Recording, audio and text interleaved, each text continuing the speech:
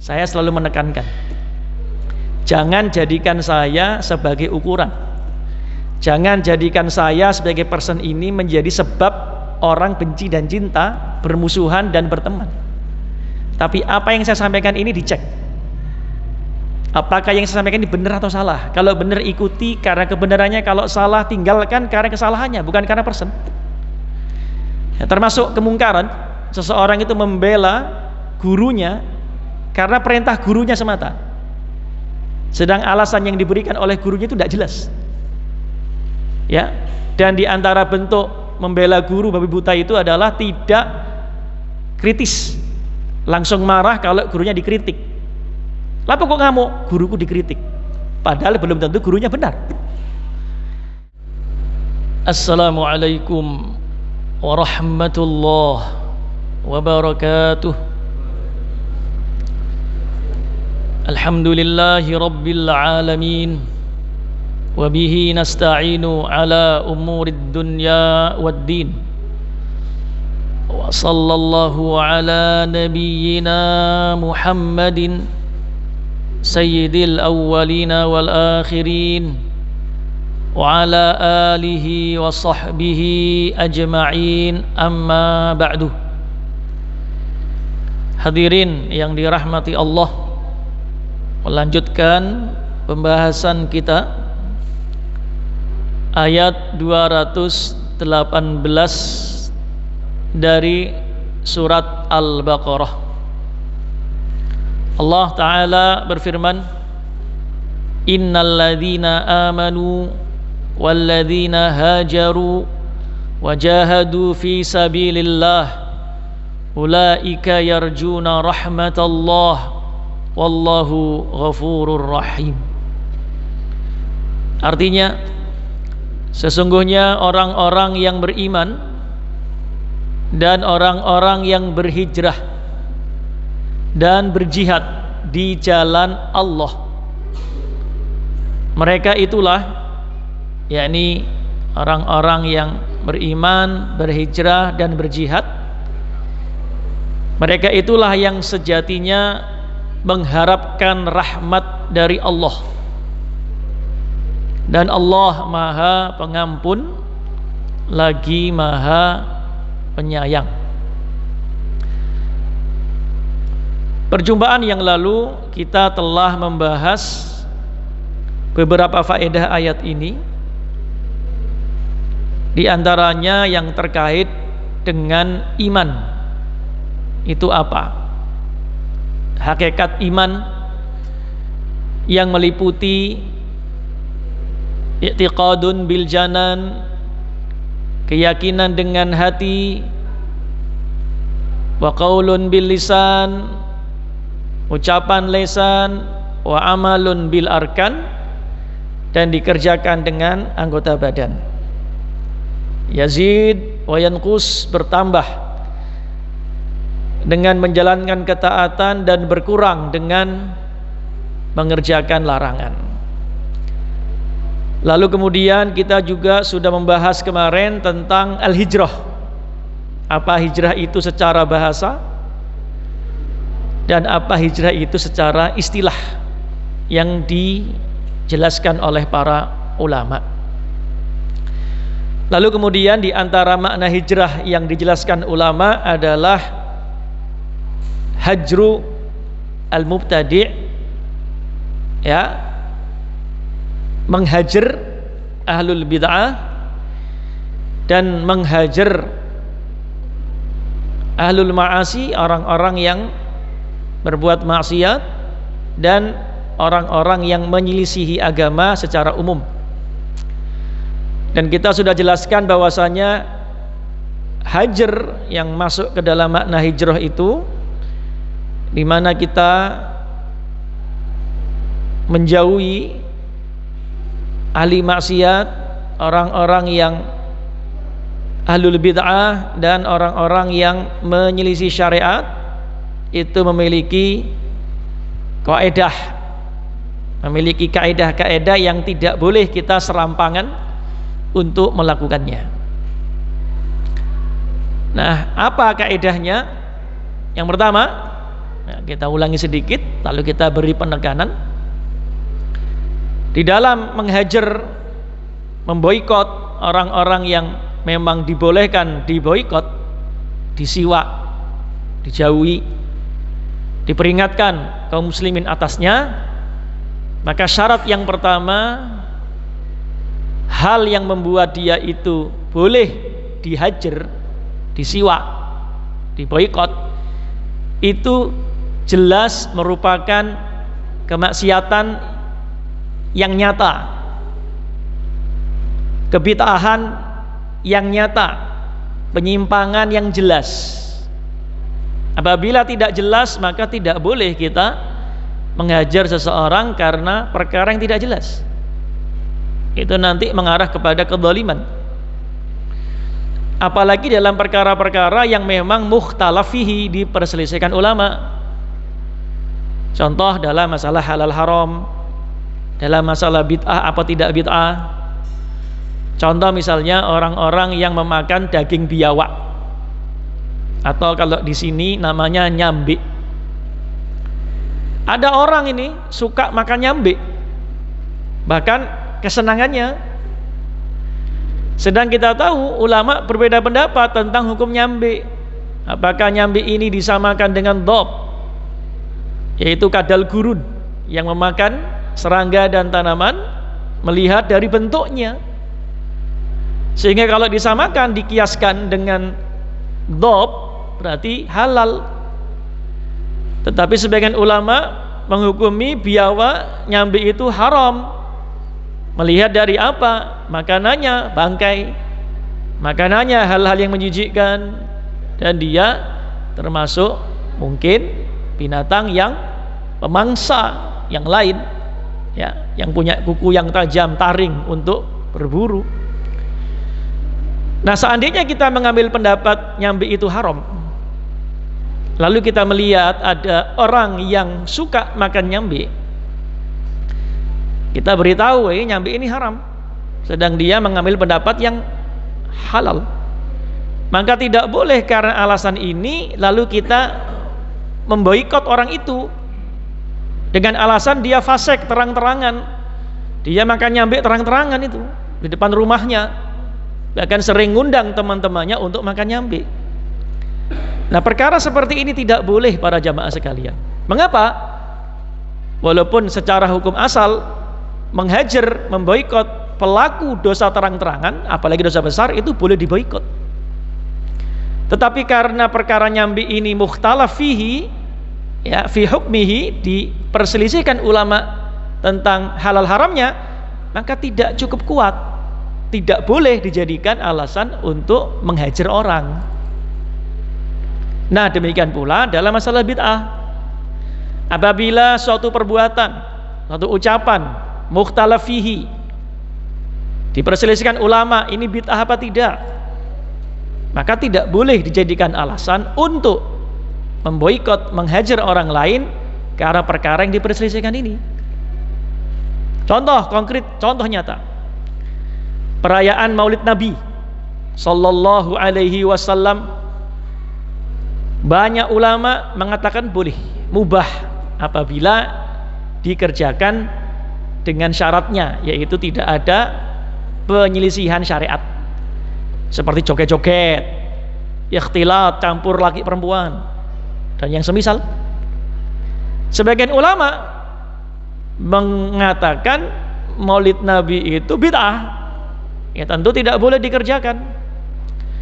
Dan yang berbeda pendapat dalam masalah hukum merayakan Maulid Nabi ini bukan orang awam, tetapi a'immah, para ulama besar, rujukan ulama umat ini. Bahkan ditulis banyak buku terkait yang membenarkan kebolehannya atau yang menjelaskan tentang kebid'ahannya dan keharamannya. Nah, dalam perkara merayakan Maulid Nabi ini, para jamaah sekalian, tidak boleh dijadikan alasan untuk apa? Menghajar orang lain, memboikot orang lain. Ini tidak betul. Limadha? Kenapa? Karena perkara ini diperselisihkan kebid'ahannya. Dan yang berselisih bukan manusia awam, tapi para ulama kibar rujukan umat. Nah ini para jamaah sekalian, kita masih tahu kaidah yang pertama, yaitu apabila kemaksiatan dan kebid'ahannya ini memang betul-betul disepakati oleh para a'immah.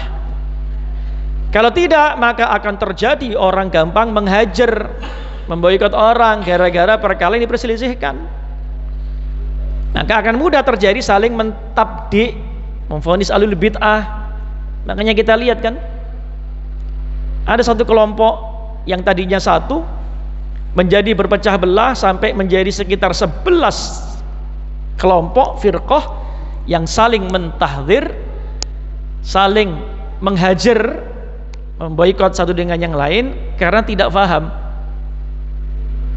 ya bahwasanya perkara-perkara yang mukhtalaf diperselisihkan tidak boleh dijadikan sebagai alasan untuk menghajar. Bahkan Syekh Al-Utsaimin termasuk ulama besar di abad 19-20, ketika beliau ditanya tentang hukum dukhon. Dukhon tahu ya? Dukhon itu apa? Rokok.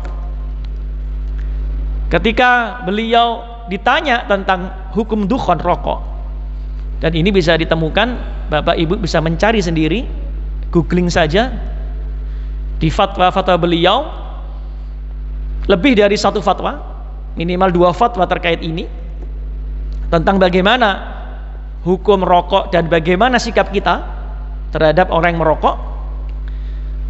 Jadi beliau mengatakan hukum rokok ini laisa mujma'an alaih, tidak sepakat ulama tentang hukumnya apa. Sebagian mengatakan haram, dan ini aktsarul ulama yang terbanyak. Sebagian mengatakan hukumnya makruh, dan sebagian mengatakan hukumnya boleh atau mubah. Ini ucapan Syekh Utsaimin sendiri. Beliau mengatakan tidak disepakati hukumnya oleh para ulama. Bahkan ada buku khusus yang ditulis membahas masalah rokok ini. Jadi beliau sendiri mengatakan ini bukan kesepakatan ulama tentang hukumnya. Nah, yang lebih daripada itu adalah bagaimana beliau ketika ya mengajarkan cara bersikap. Jadi contoh, ditanya beliau ini, bagaimana ya Syekh, ini secara makna saya nukil, nanti kapan-kapan kita akan bacakan secara lafadznya supaya kita yakin ya. Berimam kepada orang imam yang merokok.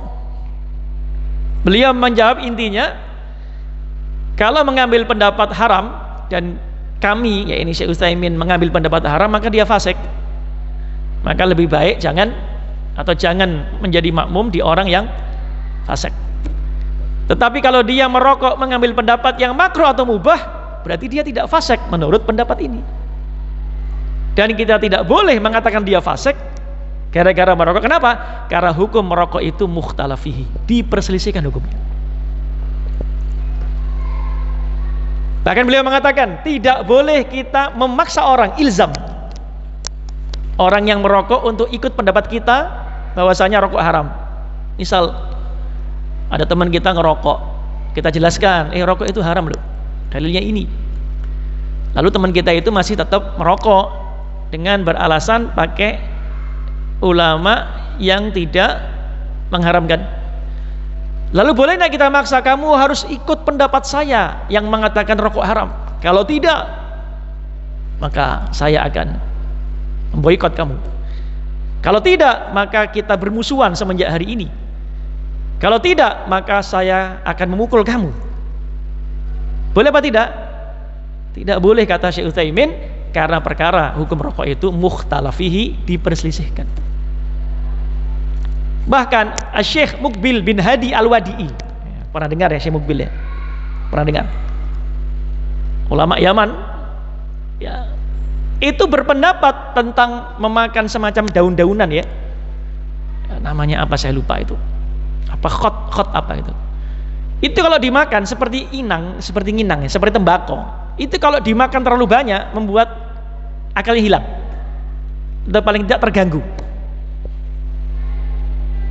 Nah, tapi beliau berpendapat ini tidak sampai haram, makruh.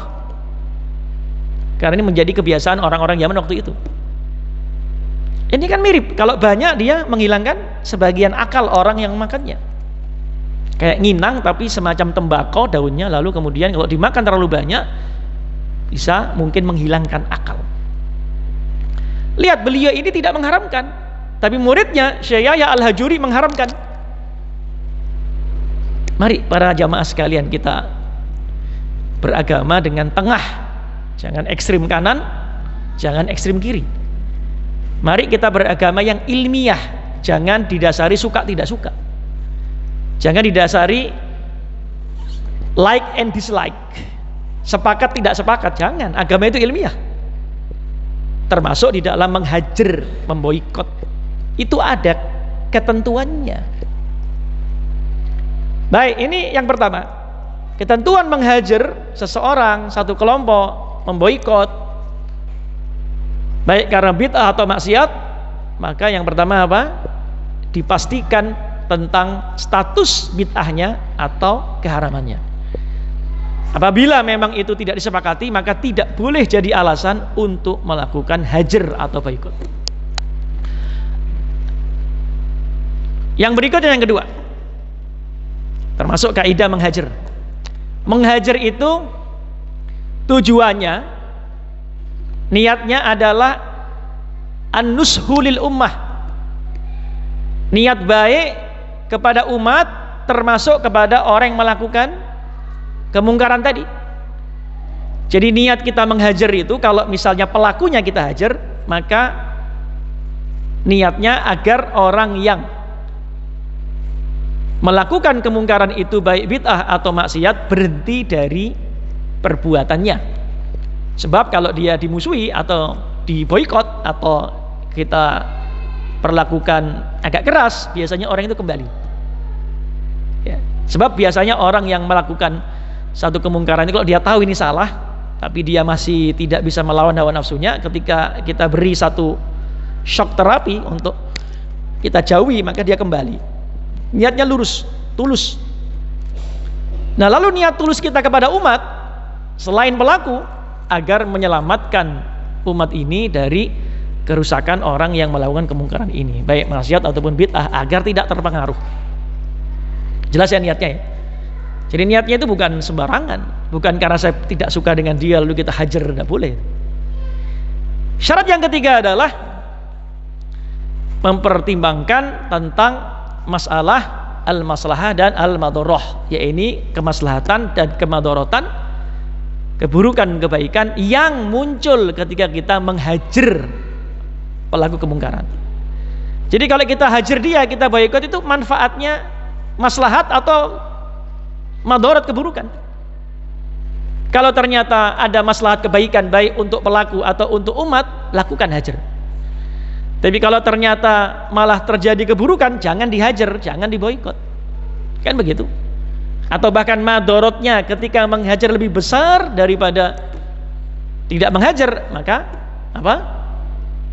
Jangan dilakukan hajar. Apa contohnya? Contoh, ada orang pelaku kemungkaran, dia tokoh masyarakat, punya kedudukan penting, ya jelas dia melakukan kemungkaran, kemaksiatan terang-terangan dan kebid'ahan yang besar. Kalau kita boikot dia, apa yang terjadi? Dia akan memusuhi orang yang menghajar, dipersulit, ya kan begitu, dalam urusan-urusan duniana atau urusan agama. Maka apa? Jangan menghajar. Preman misalnya ya, kita tidak berani tuh melakukan kemungkaran maksiat terang-terangan. Gimana ini? Mau dihajar? Tidak berani. Kita malah menjadi apa? Dibukuli orang. Ya sudah, jangan dihajar. Ya, itu. Kalau madharatnya lebih besar. Nah, tiga ini para jamaah sekalian paling tidak ya tiga unsur atau kriteria atau kaidah yang kita lakukan sebelum menghajar. Ya kalau kita ini orang awam, orang bodoh, orang jahil ya, jangan gampang ikut-ikutan lah. Ya, ayo hajar sana, boikot sana. Nah, kita lo tidak tahu, kita ini kita sedikit kok. Jangan ikut-ikutan para jamaah sekalian. Ingat, setiap yang kita lakukan itu akan dipertanggungjawabkan di hadapan Allah. Bahkan tidak hanya itu, kalau sampai kita menghajar orang salah, mengajar kelompok salah, memboikot, memusuhi, ternyata salah, itu hukumannya tidak hanya di akhirat, tetapi di dunia dia akan dapat. Nabi bersabda, aufi wa maknahu, yang maknanya ada 3 perkara yang apa? Yu'ajjal, disegerakan hukumannya di dunia sebelum akhirat. Di antara dari 3 perbuatan yang disegerakan hukumnya di dunia sebelum akhirat adalah apa? Kezaliman kepada orang lain. Nah, kalau kita salah dalam mengajar orang, nih, memboikot orang, musuh orang, hati-hati. Itu balasannya bisa di dunia disegerakan kalau dia tidak bertobat dan tidak meminta maaf. Hati-hati para jamaah sekalian. Ya, hati-hati. Baik, yang berikutnya, faedah yang berikutnya. Ayat ini, ayat 218, berbicara tentang masalah al-jihadu fisabilillah. Jihad ini sudah kita terangkan pada beberapa pertemuan yang lalu, ayat 216 ya, dan sebelumnya juga tentang mana jihad secara bahasa, secara istilah, apa hukumnya, kapan fardu ain, kapan fardu kifayah, syarat-syaratnya sudah kita jelaskan secara ringkas. Nanti bisa dilihat di catatan yang lalu. Saya ingin menambahkan sedikit saja. Dalam ayat ini Allah Ta'ala mengatakan wajahadu fisabilillah, dan berjihad di jalan Allah. Nah, para jamaah sekalian, di dalam jihad ya, maka jihad itu supaya sempurna, dia harus meliputi 3 perkara. Berapa meliputi?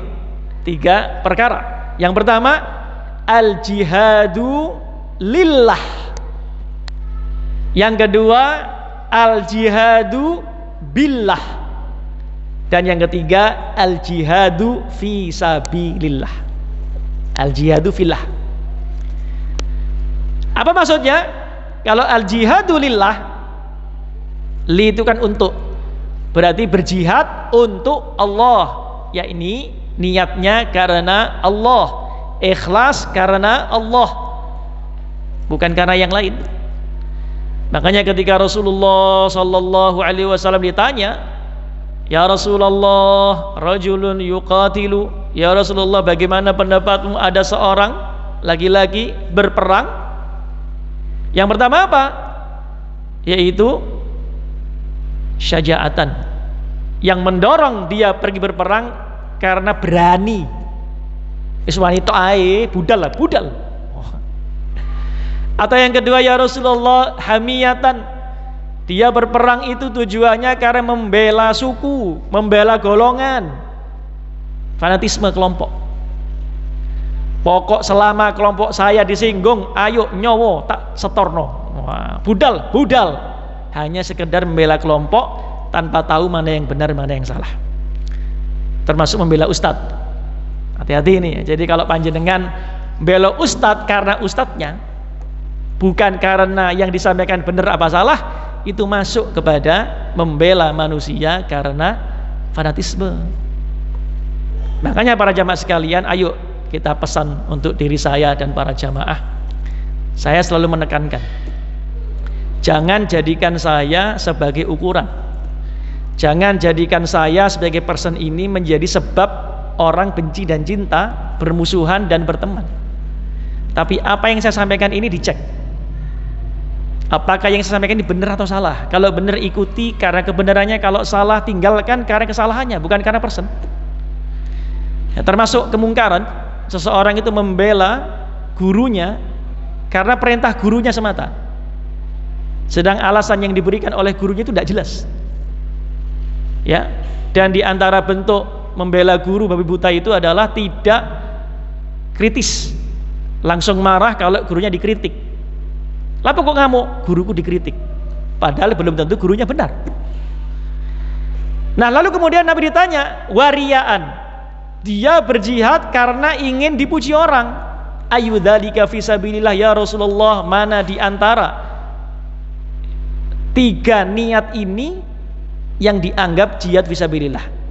Karena semata-mata berani karena semata-mata membela kefanatikan kelompok atau yang lain atau person, dan yang ketiga karena ingin dipuji. Maka Nabi berkata, man qatala litakuna kalimatullahi al-ulya fahuwa fi sabilillah. Siapa yang berperang niatnya agar kalimat Allah, agama Allah ini tegak, yang tertinggi, paling tinggi, mengalahkan yang lain, maka itulah yang disebut jihad fi sabilillah. Ini yang pertama, agar jihadnya benar, lillah niat. Yang kedua, al jihadu billah. Bi itu dengan, isti'anah, dengan pertolongan Allah. Artinya berjihad itu akan baik kalau minta pertolongan kepada Allah, bersandar kepada Allah ketika berjihad. Jadi jangan bersandar kepada kekuatan madiyah, kekuatan yang kita kumpulkan, yang kita siapkan berupa kekuatan fisik. Jangan. Persenjataan siap, fisik siap, strategi siap, tapi jangan lupa bersandar kepada siapa? Allah, karena Allah yang memenangkan dan mengalahkan. Lalu yang ketiga, al jihadu fi sabilillah, jihad di jalan Allah. Artinya apa? Dengan cara yang benar, dengan aturan yang benar ditetapkan oleh Allah dan Rasul. Tidak boleh ngawur jihad itu. Maka jihad akan sempurna apabila ketiga unsur ini ada padanya, yaitu al jihadu lillah, ikhlas karena Allah, al jihadu billah, bersandar kepada Allah, dan al jihadu fillah atau fisabilillah, ikuti aturan Allah dan Rasulnya tetapkan. Baik, yang berikutnya, faedah berikutnya, dalam kalimat ulaika yarjuna rahmatallah, mereka itulah yang beriman, berhijrah, berjihad, yang berharap rahmat Allah. Nah, kata-kata yarjuna rahmatallah ini, para jamaah sekalian, ar-raja, berharap, ya, ini adalah menunjukkan seseorang hendaknya jangan bersandar al-i'timad ala nafsihi, kepada dirinya, ala amalihi, kepada amalnya, tapi hendaknya seseorang bersandar kepada Allah. Artinya begini, jangan menjadikan amal kita itu sebagai kepastian. Jadi mengerti ya? Jangan bersandar dengan amal, sebab yang menerima amal itu cuman Allah. Belum tentu orang yang beramal amalnya diterima, belum tentu kan? Nah, di antara kesalahan orang-orang yang beramal itu, dia bersandar kepada usaha dirinya, tidak faham dengan makna kalimat la haula wala quwata illa billah. Tidak ada daya kekuatan melainkan daya kekuatannya Allah Ta'ala.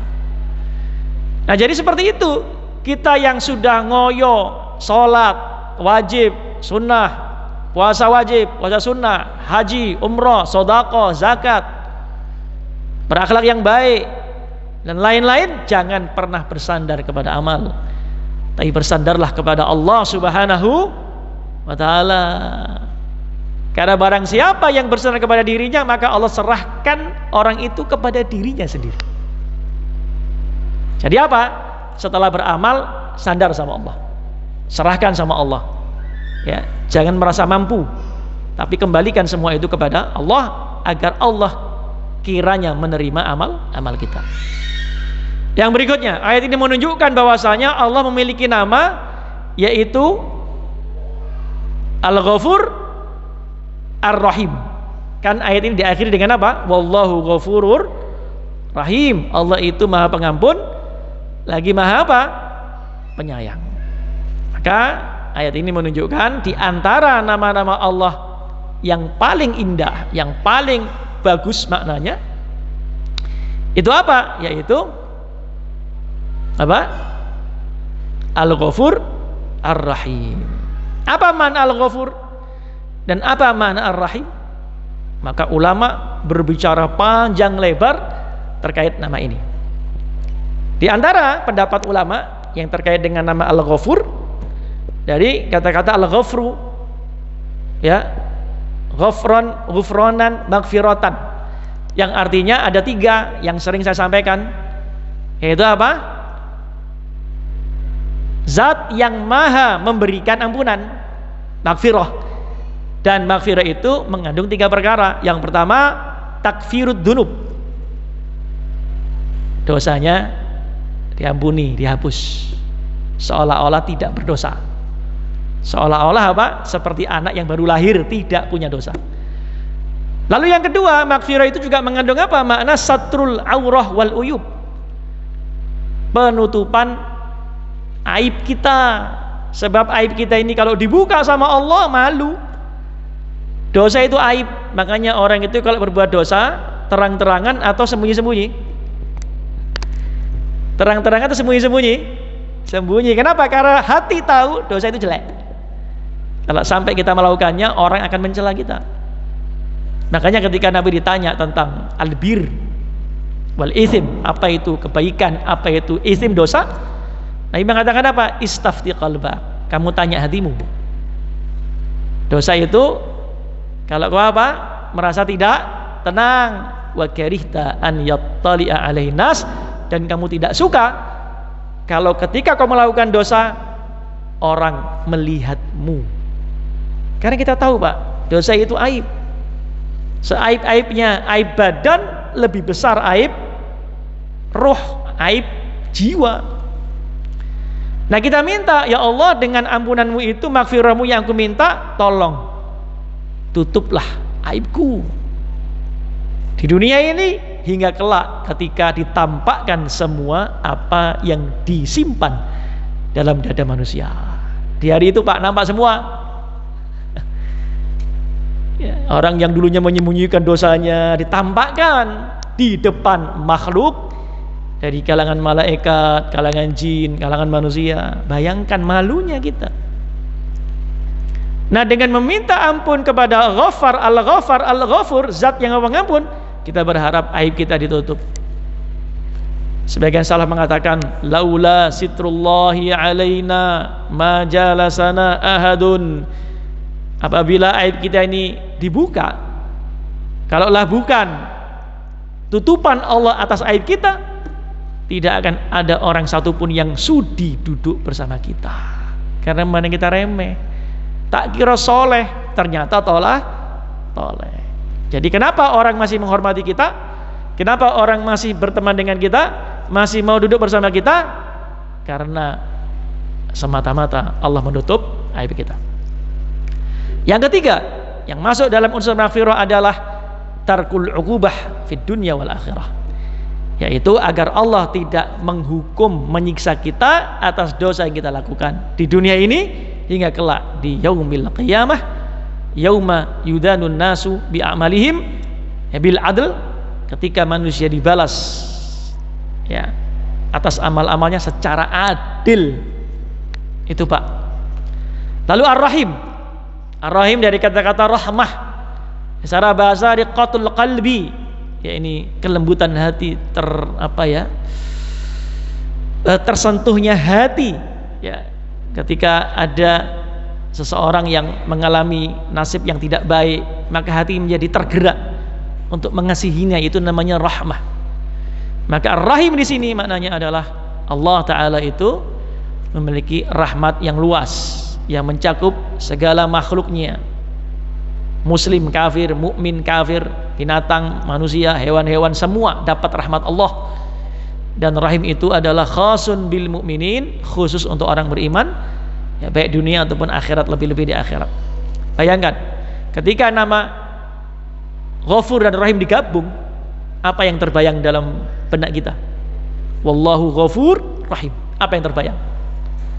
Sudah Allah itu maha pengampun, maha penyayang, indah sekali. Kalau kita kan enggak ya. Kita ini kalau ada orang berbuat salah sama kita, katanya puro iku wangel, betul apa enggak? Sudah gitu rahmat yang ada dalam hati kita ini sedikit. Orang yang bersalah mendapat musibah kita senang, syukur kapok. Allah enggak gitu. Allah itu maha pemaaf, maha pengampun, dan sangat penyayang kepada hamba-hambanya. Makanya kita ini para jamaah sekalian, kenapa sih dosa kita banyak kok masih hidup? Kok masih bisa menghirup nafas? Kok masih bisa makan, minum, tidur dengan enak? Masih bisa berjalan dengan santai sana kemari? Karena Allah itu maha pengampun, lagi maha apa? Penyayang. Dan kata Allah Ta'ala dalam hadis qudsi, Inna rahmati taghlibu ghadabi aw sabaqat ghadabi. Sesungguhnya rahmatku itu, kasih sayangku itu mengalahkan kemurkaanku. Sesungguhnya rahmatku itu mendahului kemurkaanku. Artinya apa? Murkanya Allah itu belakangan, Pak. Kalah dengan kasih sayangnya gitu loh. Walaupun kita membuat banyak dosa yang membuat harusnya Allah murka, tapi rahmat Allah lebih luas. Sampai-sampai Allah memberikan syafaat kepada Nabi kita Muhammad sallallahu alaihi wasallam. Untuk siapa? Syafaat itu yang paling besar di antaranya li murtakibil kabirah min ummati, diberikan kepada pelaku dosa besar dari kalangan umat Nabi Muhammad sallallahu alaihi wasallam. Bayangkan pelaku dosa besar loh ini, mabuk, mencuri, membunuh, berzina, dusta, itu masih dapat rahmat Allah di akhirat berupa apa? Syafaat Nabi sallallahu alaihi wasallam. Masya Allah, Pak. Sampai seperti itu Allah Ta'ala itu, Pak, kepada makhluknya, kepada hambanya. Kita aja yang tidak sadar. Kita yang tidak sadar akan begitu agungnya sifat Allah, ya ini besarnya ampunannya dan luasnya rahmatnya kepada kita. Coba kalau Allah tidak Ghafur Rahim, habis dari dulu kita. Seandainya Allah Ta'ala menghukum manusia karena dosanya, maka tidak akan ditinggal satupun makhluk di muka bumi, habis semua, Pak. Masya Allah, ya itu. Baik, kita masuk ayat berikutnya. Ada pertanyaan para jamaah sekalian? Silakan sebelum kita masuk pada ayat berikutnya, silahkan bertanya. Monggo. Soalnya waktunya ini sepertinya tinggal sedikit ini. Saya kurang berapa menit? 10. Nah ini 10 ini. Ayatnya panjang ini, ayat ke-219 dan 220 sepaket itu. Ada pertanyaan silakan. Ada? Ya, kalau ada kita lanjutkan sedikit ya. Kita baca ayat 219. Ya. Nanti kalaupun tidak selesai, ya pasti tidak selesai. Kita akan lanjutkan pekan yang akan datang. Allah Ta'ala berfirman, yas'alunaka anil khamri wal maisir. Mereka bertanya, siapa ini? Para sahabat Nabi sallallahu alaihi wasallam bertanya kepadamu tentang dua perkara, yaitu al-khamr wal maisir, minuman keras dan judi. Qul, katakan Muhammad kepada kaummu, fihima ismun kabir, di dalam keduanya, yakni minuman keras dan judi itu ada dosa yang besar, wa manafi'ul linnas, tetapi ada manfaatnya juga. Masya Allah ya. Jadi Allah Ta'ala mengatakan apa? Di dalam minuman keras dan judi itu ada dosa besar, tetapi ada manfaatnya. Apa manfaatnya coba? Mau tanya, apa manfaatnya Pak? Khamr apa manfaatnya apa khamr? Untuk menghangatkan tubuh ketika di hari dingin. Apalagi melupakan masalah. Makanya kalau orang stres itu biasanya apa? Minum-minuman keras. Kalau judi, apa manfaatnya? Untung ya, apalagi bandarnya. Ya, itu. Nah, itu Allah Ta'ala sendiri. Di dalam keduanya ada dosa besar, tapi ada manfaat. Untuk siapa? Manusia. Tetapi Allah memberi penekanan, wa ismuhuma akbaru min naf'ihima. Akan tetapi dosanya keduanya itu lebih besar dari manfaatnya. Ini menarik ini kisah menarik ini. Ini terkait dengan at-tadaruj fi tasyri' atau fi tahrimil khamr. Ya ini tadarruj itu bertahapnya pengharaman minuman keras dan judi. Lalu kemudian Allah Ta'ala menjelaskan, ya, melanjutkan, wa yas'alunaka madza yunfiqun, dan mereka bertanya apa yang diinfakkan. Qulil afwa, katakanlah, jawablah, yang diinfakkan itu apa yang sisa, yang lebih. Jadi apa? Kalau untuk kebutuhan pokok sudah diberikan, kewajiban menafkahi istri, anak sudah, yang lebih itulah yang diinfakkan. Jangan semua. Sehingga apa? Kemudian yang sudah dikerjakan, yang wajib malah ditinggalkan. Kadzalika yubayyinullahu lakumul ayat la'allakum tatafakkarun. Demikianlah Allah menjelaskan kepada kalian ayat-ayatnya agar kalian ingat. Baik, kita bahas sedikit ya. Jadi para jemaah sekalian, ayat ini, ayat Al-Baqarah 219, itu terkait dengan tadi itu, tahapan pengharaman khamr. Ya. Ada 3 tahap kata para ulama tafsir dan ulama fikih, tahapan pengharaman khamr. Jadi tidak langsung khamr, tidak langsung haram. Yang pertama itu masih boleh, Pak. Masih boleh lah, diizinkan lah. Yang kedua diperingatkan, dan yang ketiga diharamkan. Boleh, diperingatkan, diharamkan mutlak. Nah, tahapan pertama itu ayat ini, Al-Baqarah 219. Yas'alunaka 'anil khamri wal maisir. Ya. Qul fihima ismun kabir wa manafi'u linnas wa ismuhuma akbaru min nafihima. Jadi awal kali ketika masalah khamr, sahabat itu masih minum minuman keras sebagian. Jadi jangan heran ya, khamr itu dulu menjadi minuman budaya di Arab. Seperti kalau sekarang kopi, ngeteh. Orang itu biasa Pak minuman keras itu Pak. Di Mekah itu khamr belum dilarang Pak. Bahkan ketika di Madinah pun belum dilarang, asal awal-awalnya. Sehingga jangan heran sahabat Nabi itu ada yang masih suka minuman keras, sebagian sahabat, tidak semua. Bahkan ada yang mati dalam keadaan jihad itu masih suka minuman keras. Bayangkan coba. Bahkan setelah di Madinah. Nah, maka pertama tidak diharamkan, tapi dijelaskan. Ini loh manusia, ini kalau menurut bahasa saya ya. Khamr itu kan tanya sahabat, ya Rasulullah, ini hukum khamr apa? Judi itu apa? Kenapa? Kami melakukan, sebagian kami. Dijelaskan, oh khamr dan judi itu dosa besar, tapi juga ada manfaat, tetapi dosanya lebih besar daripada manfaatnya. Nah, ketika orang Arab yang cinta dengan khamr, sebagian mereka mendengar ayat ini apa? Diinformasikan, kalian perlu tahu, memang khamr itu ada manfaatnya, judi juga, tetapi efek negatifnya dan dosanya jauh lebih besar. Akhirnya mikir, iya ya, nek ngono, untuk apa saya judi minuman keras, dosanya lebih besar. Maka sebagian meninggalkan karena kesadaran dirinya, melakukan sesuatu kok yang bahayanya lebih besar, kan percuma, mencelakakan dirinya.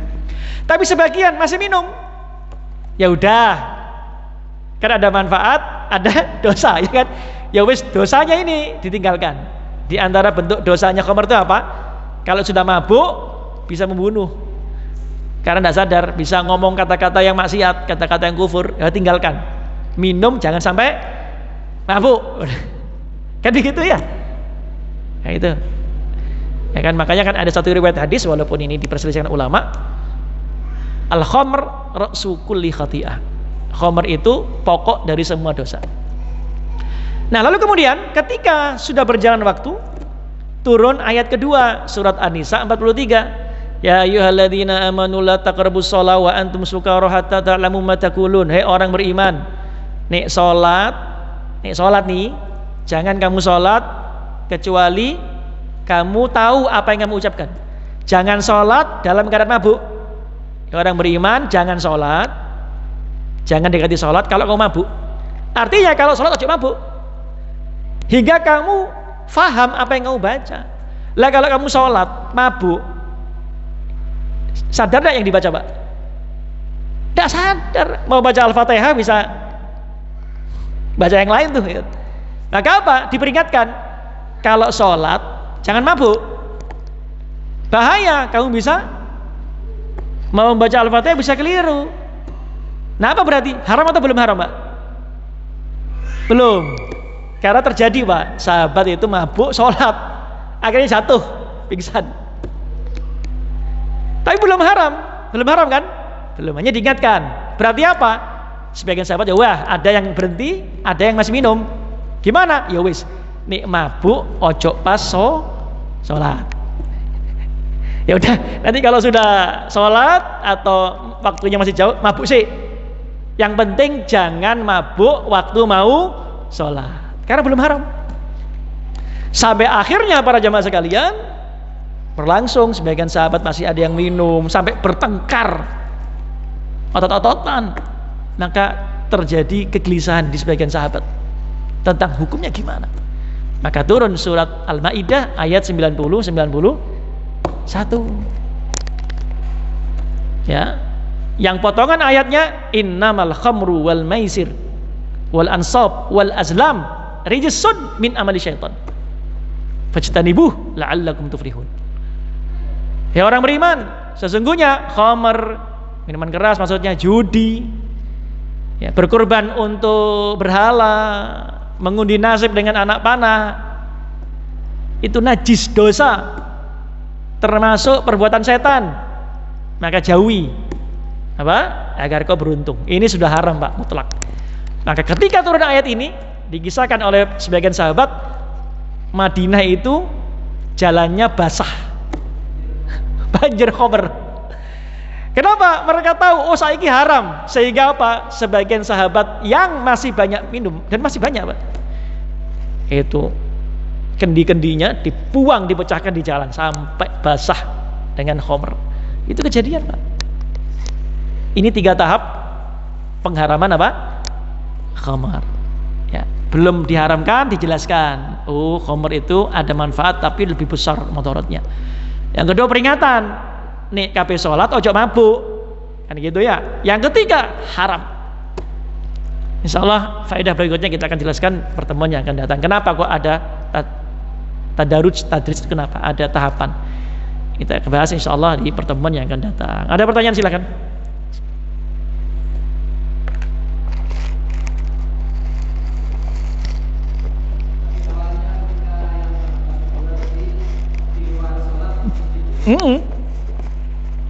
Betul, yang penting jangan pas sholat, kan gitu. Jangan kau dekati sholat dalam keadaan apa?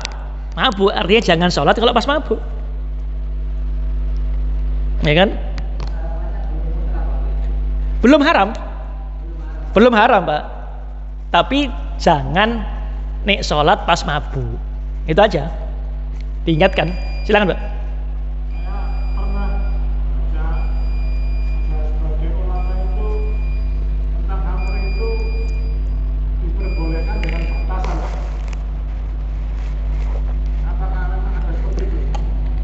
Baik, jadi begini terkait dengan khamr itu, minuman keras. Apakah minuman keras itu ya mutlak haram dengan kandungan alkohol berapapun persennya? Ataukah kalau dia kandungan alkoholnya itu kecil, maka dia masih boleh? Kan gitu. Insya Allah pekan depan kita akan jelaskan. Cuma singkatnya begini. Ilah pengharaman itu apa sih, Pak? Sebab haramnya khamr itu apa? Menghilangkan akal kan? Karena Islam itu termasuk maqasidus syariah. Tujuan syariat itu ada 5 kan? Memelihara agama, memelihara akal, memelihara nasab, memelihara harta, memelihara darah. Betul ya? Nah, kenapa khamr diharamkan? Untuk menjaga akal, agar orang itu waras. Karena kalau dia sudah mabuk, akalnya hilang, ini kehinaan bagi manusia. Apalagi ketika mabuk dia bisa melakukan dosa tanpa dia sadari. Ada kisah nanti kita sebutkan pekan depan insyaallah.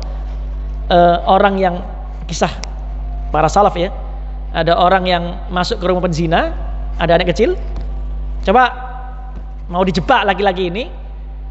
Ayo kamu pilih 3 pilihan. Menzinai si perempuan ini, atau membunuh anak ini, atau minum khamr.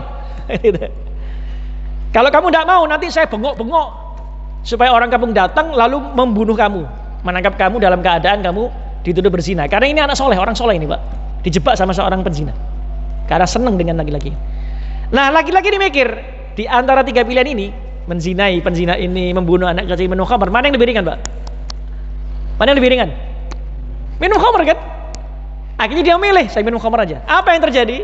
Akalnya hilang, berzina dengan wanita ini, membunuh anak ini. Makanya apa? Al-khamr ra'su kulli khati'ah. Khamr itu pangkal semua dosa. Begitu orang minum khamr, bisa melakukan kejahatan, dosa.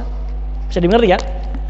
Nah, lalu bagaimana? Berarti ilah sebab pengharaman itu adalah menghilangkan akal. Nah, pertanyaannya bagaimana kalau dalam minuman ada kandungan alkohol, dia tidak mabuk? Karena kecil sekali. Kan begitu. Disitulah muncul khilafnya para ulama. Sehingga kalau khamr itu alkoholnya sedikit, tidak akan bisa mabuk sebanyak apapun, apa haram? Nah, itu nanti kita bicarakan yang akan datang. Makanya terkait dengan apa? Terkait dengan sebagian fuqaha itu terkait dengan rendaman kurma ya. Nabis itu ketika dia sudah 3 hari, kan disebutkan. Beliau mengatakan rendaman kurma itu tidak boleh diminum lebih dari 3 hari. Karena ada pendapat begitu. Kenapa? Karena kadar alkohol dari fermentasinya sudah tahap memabukkan. Nah, kalau sebelum 3 hari muncul alkohol gimana? Tidak mabuk. Oh, berarti kalau gitu boleh. Nah, disitulah insya Allah kita bahas di pertemuan yang akan datang. Ini masalah yang rumit memang ya. Juga terkait dengan makanan-makanan lain. Bagaimana makanan itu terkandung alkohol langsung asli dari seperti durian. Itu ada alkoholnya enggak? Tape, gimana itu? Insya Allah kita bahas di pertemuan yang akan datang. Allahu a'lam bishawab. Aqulu qouli hadza wa astaghfirullah li wa lakum. Assalamualaikum warahmatullahi wabarakatuh.